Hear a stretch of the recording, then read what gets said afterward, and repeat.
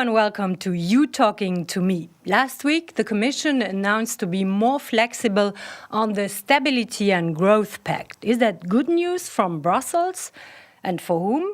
I'm very happy to discuss about this, to welcome in our studio in Brussels Mr. Markus Ferber. He's a member of the European Parliament from Germany, from the German Christian Social Union Party, and he's also the co-chair of the Committee on Monetary and Economic Affairs. Hello, Mr. Ferber, good morning. Good morning. Welcome.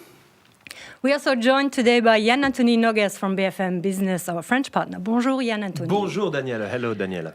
And on the phone, we are joined by two more partners. There's Claudia Knopke from AMS in Bielefeld in Germany. Hello, Claudia. Good morning. Hello. And later on, we will have a question from Gigi Donelli from Radio 24 from Italy.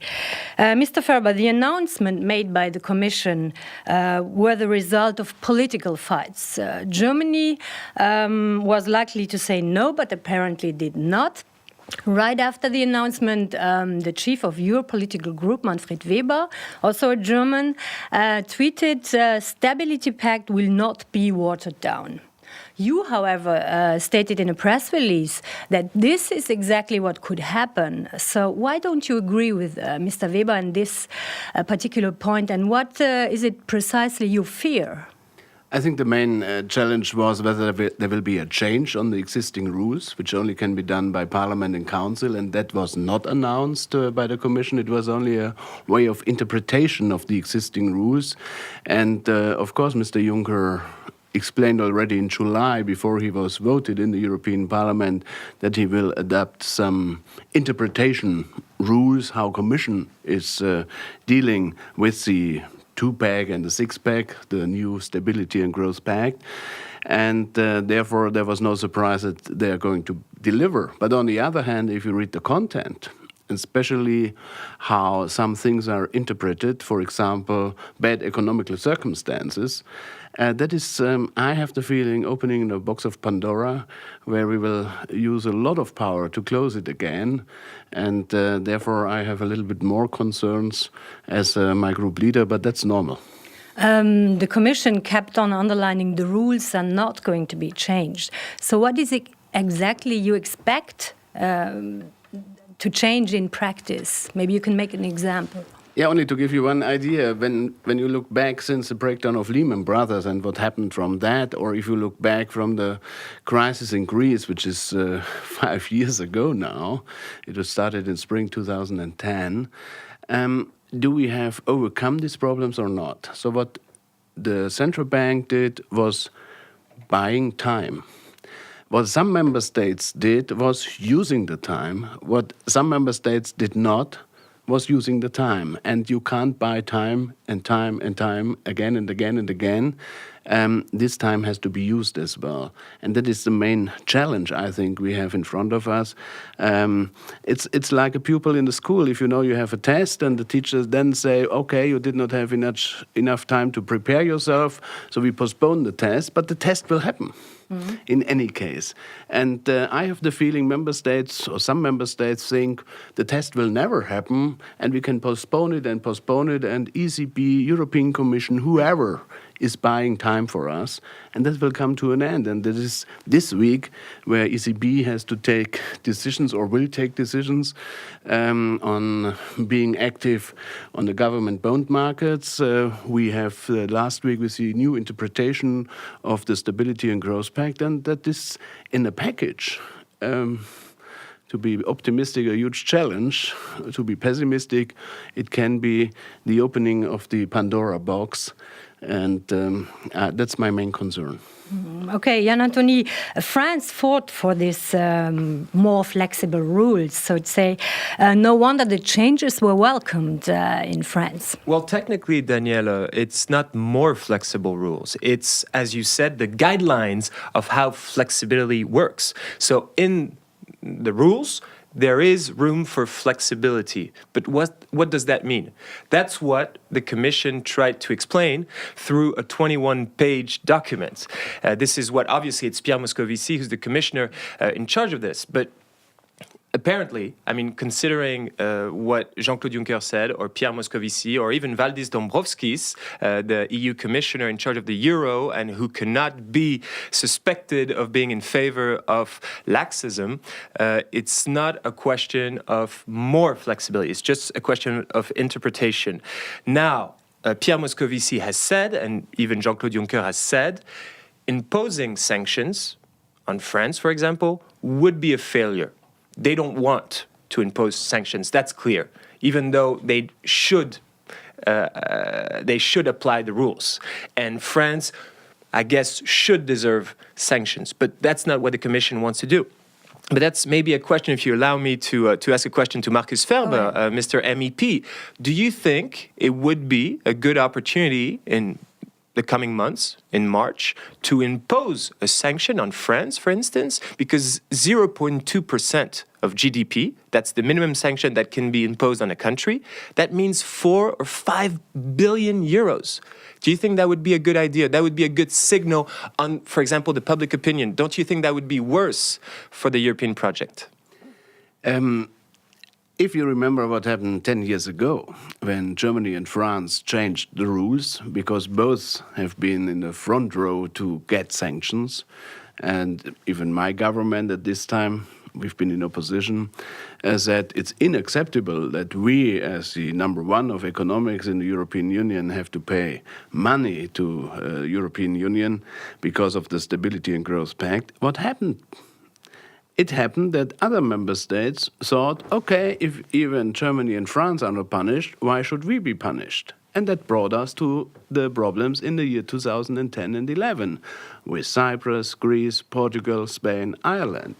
So my concern is if we have a European Union in that way, that those who are in the periphery, who are small, get all the pressure from the Troika and whatever, but those who are large and are in the center and even have founded the European Union are out of the game, then we will have more problems in the European Union than we have if the rule fits to everyone. France and Germany should lead by example. That's what you're saying also. If we have rules, they have to fit to everyone, whether it's Germany or Malta. Mm-hmm. So we're going to Germany, to Claudia. Stay a little bit with France, though. The newspaper in Germany kind of criticized the communication of the Commission. Claudia, some see France being favored here. Yes. The Süddeutsche Zeitung said, for example, that the Stability and Growth Pact is squeezed, really stretched up to the stop, and that the Commission rolled out the red carpet for France. And the newspaper uses the term Lex France. So my question to Mr. Ferber is, do you agree, is France going to be the winner here? We have three winners. Number one is France, number two is Italy, and number three is Belgium. And that are the winners. And we have some losers, because we got now messages from Greece, for example. We have next Sunday the elections in Greece. They say, look, all the rules had to be applied by us. We got the Troika for 5 years now in our country.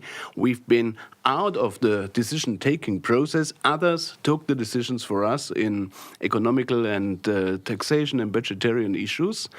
And for those member states, you don't do it. So there's space for maneuver. Why France gets a red carpet, Greece does not get it. And after the elections, we will ask for the red carpet as well. And that is the concern I have. And of course, France is one of the winners, because till March they should deliver, and they will not deliver because of this new interpretation and because of the decisions of European Central Bank in the coming weeks. There's a difference, Daniela, between rolling the red carpet to a country like France or throwing France on the carpet. And that's what the Commission wants to avoid. Mm-hmm. Okay, I'd like to introduce a post from our Facebook page here, which fits quite well. Lenka Polakova is asking, why should we be nice to some countries which don't respect the rules? I don't want to pay for the rich country as France one day. Jan Antoni, this is kind of the contrary we have usually. Well, I think that you shouldn't consider that France is a rich country as much as you shouldn't consider that people have been paying for others all that much since the beginning of that crisis. Money has been lended there are doubts whether it'll be reimbursed, but money has been lended with interest rates. And the Eurozone has served countries such as Germany since the beginning. And the euro, which is now very low, has been very high, and which has been useful to Germany, which has good products and which exports throughout the world. And with its products, and the high euro makes lots of profits. So I'm not sure that Germany has been the loser since the beginning of the euro. Mm-hmm. Okay, good point. Yeah, but I think Mr. Ferber, that is only half of the Very truth. short answer to this, Very then we go shortly, to Italy. because the question is not to have more debts or less debts. The question is to be competitive. And if you look to the figures of France, it lost competitiveness in the last 5 years. And that's the main challenge which has to be addressed by the politicians in Paris. Maybe we turn to the possible second winner in this, Italy, where the news of the Commission was also welcomed. And Gigi Donnelly from Radio 24 has a question to Mr. Ferber.